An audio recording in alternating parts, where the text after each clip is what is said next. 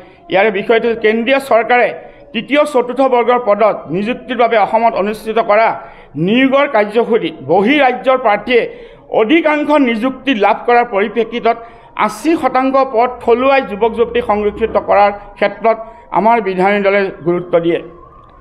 বিভিন্ন ইস্যুৰ ওপৰত অসম বিধানসভাত আমাৰ বিধায়িনী দলৰ সদস্যসকলে চৰকাৰৰ জনসাধাৰণৰ বিপক্ষে যোৱা যিবিলাক নীতি চৰকাৰে বাহিৰত যিদৰে কয় আৰু ভিতৰত যিদৰে কৰিবলৈ ব্যৱস্থা কৰে, অসম চৰকাৰে দুটা নীতি মাননীয় মুখ্যমন্ত্ৰী মহোদয়ে দুটা নীতি গ্ৰহণ কৰে। তাৰ ক্ষেত্ৰত বিধায়কসকলে বিধানসভাত মুকলিকৈ এই কথাটো অসমৰ জনসাধাৰণ হৈ বিভিন্ন আলোচনাৰ জৰিয়তে এই কথাটো ৰাইজৰ মাজলৈ আনে।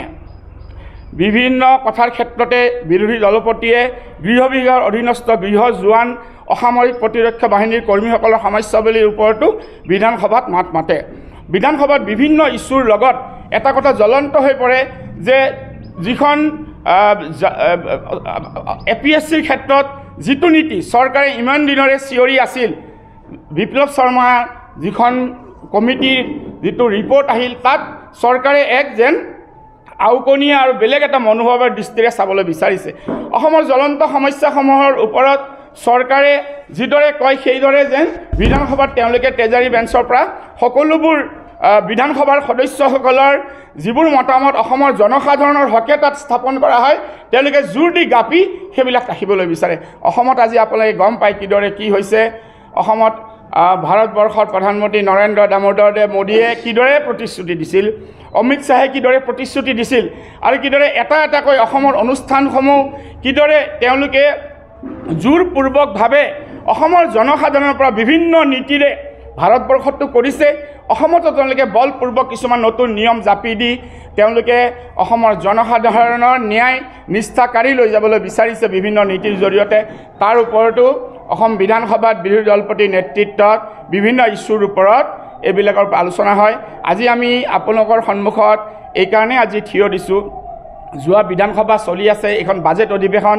এইখন অধিৱেশনত কমে 156 কোটিৰ বাজেট দাখিল কৰা হৈছে। যোৱা সময়তো বাজেট দাখিল কৰা হৈছিল।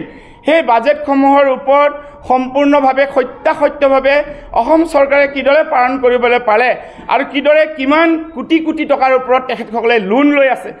এই লোন লোৱাৰ ফলত অসমৰ জনসাধাৰণৰ প্ৰত্যেকৰ ওপৰত মূৰৰ ওপৰত কৰৰ বোজা যেন জাপি দিবলৈ চেষ্টা কৰিছে। আৰু এইটো কথা ক'লে তেওঁলোকে ওলাই কৰে, এই কথাটো তেওঁলোকে সম্পূৰ্ণভাৱে অকপতে ওলাই কৰিবলৈ চেষ্টা কৰে। বিৰোধী দলে বাৰম্বাৰ এই কথাবিলাক আনি আছে। আইন শৃংখলা ক্ষেত্ৰত আপোনালোকে জানে কয়লা খনিত কিদৰে উমৰাংচুত কি ঘটনা হৈ গৈছে, বিভিন্ন ক্ষেত্ৰত কি ঘটনা হৈছে, কিমান ঠাইত কিমান মানুহ মৰি আছে, গৃহ বিভাগে কিদৰে একশ্যন ল'ব লাগে আৰু কিদৰে একশ্যন লৈছে জ্বলন্তভাৱে ইলেক্ট্ৰনিক মিডিয়া প্ৰিণ্ট মিডিয়াৰ কেমেৰাত আপোনালোকৰ নিউজ বজি আছে।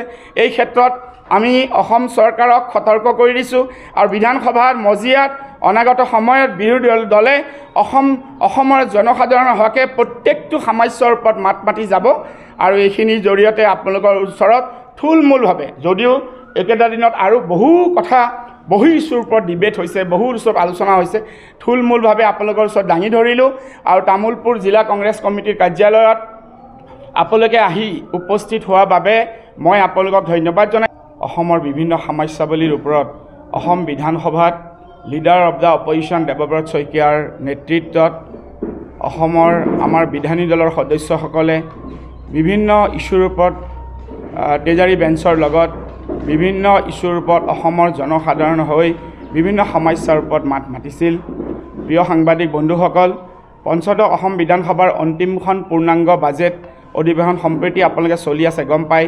এই অধিৱেশনত কংগ্ৰেছ বিধায়িনী দলৰ সদস্যসকলে ৰাজ্যখনৰ জনজীৱন মৌলিক সমস্যাৱলী বিধানসভাৰ মজিয়াত তুলি ধৰাৰ ক্ষেত্ৰত সৰ্বাত্মকভাৱে আত্মনিয়োগ কৰিছে। গণতান্ত্ৰিক ব্যৱস্থাত শাসক বিৰোধী দুটা পক্ষৰে নিৰ্বাচিত জনপ্ৰতিনিধিসকলে ৰাইজে তেওঁলোকৰ মৌলিক সমস্যাৱলী তুলি ধৰিবলৈ আইনসভালৈ নিৰ্বাচিত কৰে। শাসকীয় পক্ষৰ দায়িত্ব হ'ল জনগণৰ সমস্যা সমাধান কৰা আৰু বিৰোধীৰ দায়িত্ব হ'ল জনসাধাৰণৰ মৌলিক সমস্যাৱলী শাসক পক্ষৰ দৃষ্টিগোচৰ কৰা। আমি বিৰোধী দল হিচাপে যি দায়িত্ব পালন কৰিলোঁ সেয়া জনসাধাৰণৰ দৃষ্টিগোচৰ কৰাৰ কাৰণে আপোনালোকৰ সন্মুখত আমি উপস্থিত হৈছোঁ। পঞ্চদশ অসম বিধানসভাৰ অন্তিমখন পূৰ্ণাংগ বাজেট অধিৱেশন 17 ফেব্ৰুৱাৰী 2025 চন তাৰিখে কোকৰাঝাৰত এদিনীয়াকৈ কাৰ্যসূচীৰ মাজেৰে আৰম্ভ হয়। আৰম্ভণিৰ দিনাই আলোচনাত অংশগ্ৰহণ কৰি বিৰোধী দলপতি দেৱব্ৰত শইকীয়াই অসমৰ জনজাতীয় সমস্যাৰ আৰ্থ-সামাজিক, ভাষিক, সাংস্কৃতিক ঐতিহ্যভূমিৰ অধিকাৰ সুৰক্ষিত কৰিবলৈ আমাৰ সংবিধান সভাই কি প্ৰেক্ষাপটত অনুসূচিতভুক্ত স্বায়ত্তশাসিত ব্যৱস্থাটো গঢ়ি তুলিছিল তাৰ ইতিহাস দাঙি ধৰে। 2023 চনত BTC চুক্তিৰ জৰিয়তে ভৈয়াম অঞ্চললৈ 6ষ্ঠ অনুসূচিতভুক্ত স্বায়ত্তশাসিত ব্যৱস্থাটো সম্প্ৰসাৰিত হোৱাৰ ফলত উদ্ভৱ হোৱা নতুন পৰিস্থিতি বিভিন্ন জাতি জনগোষ্ঠীৰ লোকৰ ঐক্য, সমন্বয়, উন্নয়ন, সাংবিধানিক অধিকাৰসমূহ ৰক্ষা সম্পৰ্কীয় বিভিন্ন দিশ চৰকাৰক দেৱব্ৰত শইকীয়াই দৃষ্টিগোচৰ কৰে। বিৰোধীৰ যুক্তিপূৰ্ণ বক্তব্য খণ্ডন কৰিবলৈ গৈ অসমৰ মাননীয় মুখ্যমন্ত্ৰী 6ষ্ঠ সম্পৰ্কীয় বিভিন্ন দিশ চৰকাৰৰ বিৰোধীৰ যুক্তিপূৰ্ণ এই দাবীসমূহ মুখ্যমন্ত্ৰীৰ 6ষ্ঠ অনুসূচিভুক্ত এলেকালৈ কেন্দ্ৰীয় চৰকাৰে কোনো পুঁজি যোগান নধৰা বুলি এক অসত্য বক্তব্য মুখ্যমন্ত্ৰী মহোদয়ে দাঙি ধৰে। বিধানসভাৰ বিৰোধী দলপতি দেৱব্ৰত শইকীয়াই এই বিষয়ে পিছলৈ মুখ্যমন্ত্ৰীৰ বিশেষাধিকাৰ ভংগৰ প্ৰস্তাৱ উত্থাপন কৰিবলৈ এক জাননী দাখিল কৰে আৰু প্ৰস্তাৱটো বিধানসভাত গৃহীত কৰিবলৈ জোৰ দিয়া হয় যদিও অসম বিধানসভাৰ অধ্যক্ষই প্ৰস্তাৱটো অগ্ৰাহ্য কৰে। 20 ফেব্ৰুৱাৰীত কংগ্ৰেছ বিধায়কসকলে বিভিন্ন ইছ্যুৰ লগতে কংগ্ৰেছ বিধায়িনী দলৰ নেতা দেৱব্ৰত শইকীয়াই অসম চৰকাৰৰ ভাষা আইন 1959 চৰকাৰীকৰণ নকৰাত ক্ষোভ প্ৰকাশ কৰে আৰু এই আইনখন কাৰ্যকৰী কৰিবলৈ বিধানসভাত কাৰ্য পৰিচালনা সমিতিৰ নিয়মাৱলী 301 অধীনত চৰকাৰৰ দৃষ্টিগোচৰ কৰে। সিদিনা অনুষ্ঠিত ৰাজ্যপালৰ ভাষণৰ ওপৰত ধন্যবাদসূচক প্ৰস্তাৱৰ বিৰোধিতা কৰি কংগ্ৰেছ বিধায়ক জাকিৰ হুছেইন সিকদাৰ, শিৱামণি বৰা বিভিন্ন বিধায়কসকলে ৰাজ্যপালৰ ভাষণৰ ওপৰত বক্তব্য আগবঢ়ায় আৰু বিতৰ্কিত মুখ্যমন্ত্ৰীৰ উত্তৰদান কালত কংগ্ৰেছ সাংসদ ৰাকিবুল হুছেইনৰ ওপৰত ৰূপহীয়াকত হোৱা সংঘটিত যি ঘটনা আছিল তাৰো বিৰোধী দলপতি দেৱব্ৰত শইকীয়াই, নুৰুল হুদা অন্যান্য বিধায়কসকলে আইন শৃংখলাত যে ব্যৰ্থ হৈছে এইটো দাঙি ধৰে। 3 মাৰ্চৰ কাৰ্যসূচী কংগ্ৰেছ বিধায়ক জাকিৰ হুছেইন সিকদাৰ আৰু অসমৰ বিভিন্ন আমাৰ বিধায়কসকলে বিধানসভাৰ কাৰ্য পৰিচালনা 301ৰ জৰিয়তে APSC কেলেংকাৰী সদনত দাখিল কৰা ন্যায়াধীশ বিপ্লৱ শৰ্মাৰ এজনীয়া আয়োগৰ প্ৰতিবেদনখনত কি অন্যায় হৈছে, কিদৰে চৰকাৰে পক্ষ ল'ব বিচাৰিছে, চৰকাৰৰ যিটো দুটা নীতি, মানুহৰ আগত যিটো কথা কয়, ন্যায়ৰ কথা কয় আৰু ভিতৰত কি অন্যায় আছে সেইসমূহ আমাৰ বিধায়কসকলে সম্পূৰ্ণভাৱে দাঙি ধৰে।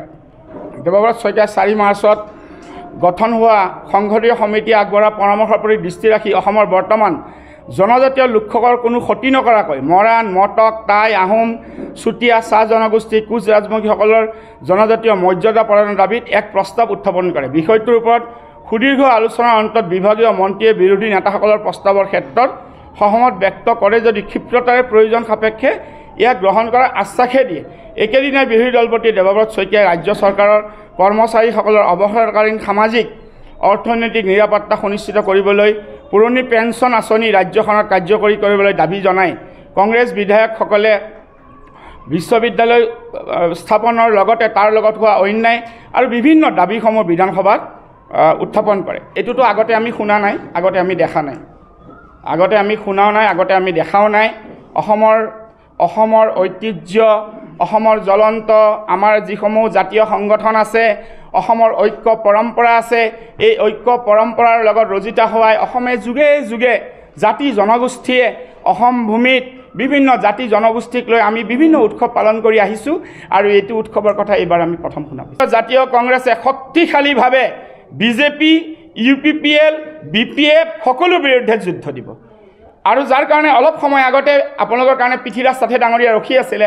আপোনালোকে বেলেগ এখন সভাত থাকিব পৰা নাই, আহিব পৰা নাছিল। তেখেতক AICC ছেক্ৰেটাৰীক আমি ভালে সময় ৰখাই ৰাখিছিলোঁ। তেখেতেও আপোনালোকৰ ওচৰত বাৰ্তালাপ কৰিলেহেঁতেন। পিছে পৰে আপোনালোকক ক'ব BTRৰ প্ৰত্যেকটো সমষ্টিত বিজেপিৰ বিৰুদ্ধে, UPPLৰ বিৰুদ্ধে, BPFৰ বিৰুদ্ধে ভাৰতীয় জাতীয় কংগ্ৰেছে এককভাৱে শক্তিশালীভাৱে অনাগত সময়ত যুদ্ধ দিব। पहले तो ये कहना चाहूँगा कि पिछले 20-25 साल से कांग्रेस पार्टी ने यहाँ पर चुनाव नहीं लड़ा है और चुनाव नहीं लड़ने की वजह से हमारा जो सहयोगी एक दल था उसको हमने यहाँ पर ताकत दी थी, उसको हमने मदद की थी, जिसके नतीजा ये निकला कि हमारा संगठन यहाँ पर बहुत कमजोर हो गया।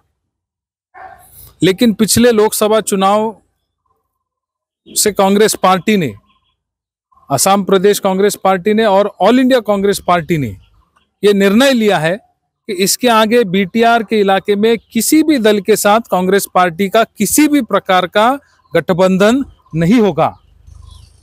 लोकसभा में भी कांग्रेस पार्टी ने अपना उम्मीदवार दिया था, बाई इलेक्शन हुई सिदली में, वहां पे भी पार्टी ने अपना उम्मीदवार दिया था, और अभी आने वाले एमसीएलए चुनाव में भी कांग्रेस पार्टी सभी 40 सीटों पर अपना उम्मीदवार खड़ा करेगी। अभी जो यहाँ पर मैं मेरे संगठन के लोगों के साथ बात कर रहा था, यहाँ हमारे मंडल अध्यक्ष भी आए हैं, अन्य बाकी भी कार्यकर्ता हैं, ब्लॉक के अध्यक्ष हैं, और उन सब की बातों से मुझे एक बात यहाँ पर जो समझ में आई है कि वो आज बीटीआर इलाके के जो लोग हैं, यहाँ पर मौजूद जो प्रमोद बोरो जी की सरकार है, बीजेपी की सरकार है, इसके कुशासन से परेशान है।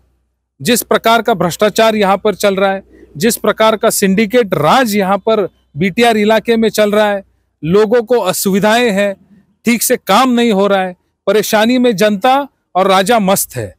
तो इन हालातों में लोग इनसे उब चुके हैं। रहा सवाल बीपीएफ का, तो एक तरफ बीपीएफ और एक तरफ यूपीपीएल, इस प्रकार से बीजेपी, आपके मुख्यमंत्री हेमंत शर्मा जी दोनों दलों को अपने साथ लेकर चल रहे हैं। तो यहाँ की जो जनता है यह सब जानती है और यह समझ चुकी है कि या बीपीएफ हो या यूपीपीएल हो, ये दोनों भी बीजेपी के गोदी में आज जाकर बैठ चुके हैं और इनको नकारने का मन जनता ने यहाँ पर बना लिया है। और कांग्रेस एक सक्षम विकल्प के रूप में, एक सक्षम पर्याय के रूप में यहाँ पर उभर के आती हुई आपको आने वाले दिनों में जरूर दिखेगी। के लिए संगठनात्मक विकास के लिए और संगठन को मजबूत करने के लिए अभी हर मंडल में हम लोग हमारे संगठन को मजबूत करेंगे, बूथ तक जाएंगे। यहाँ पर अभी ऑल इंडिया कांग्रेस कमेटी की तरफ से भी मैं जब आया हूँ तो सारा ब्यौरा लेके जाऊँगा और 1 महीने में और कुछ अलग अलग आपको यहाँ पर बदलाव दिखने मिलेंगे कि जिस तरीके से हर कॉन्स्टिट्यूंसी में हम अपने संगठन को किस तरीके से मजबूत करेंगे। कोई मजबूत नेताओं को यहाँ पर भेजा जाएगा जो वीसीडीसी एरिया में घूम घूम कर बूथ बनाकर बूथ में जाकर संगठन को मजबूत करेंगे और हर बूथ में कांग्रेस पार्टी का कार्यकर्ता, कांग्रेस पार्टी का परचम आपको लहराते हुए दिखेगा।